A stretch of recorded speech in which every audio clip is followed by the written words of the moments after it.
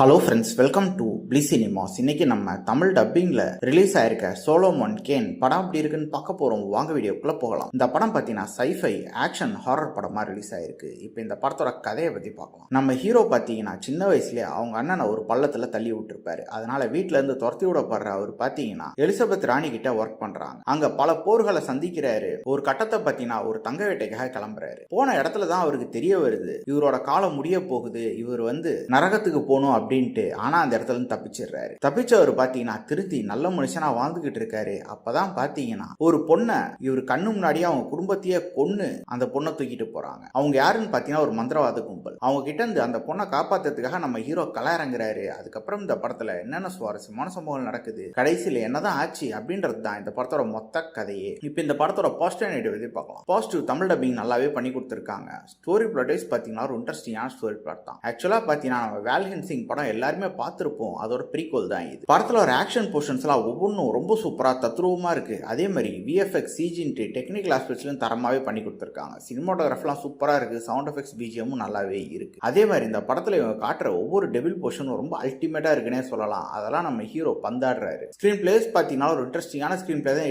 எடுத்திருக்காங்க. பெருசா எங்கேயுமே லேக் கிடையாது. படம் ஓவராலா ரொம்ப சூப்பரா போகுது. யாருக்கெல்லாம் வேன் ஹெல்சிங் படம் பிடிக்குமோ இந்த படத்தை கண்டிப்பா ட்ரை பண்ணி பாருங்க. அதோட ப்ரீக்வல் தான் இது. இன்னொரு வீடியோல சந்திக்கலாம்.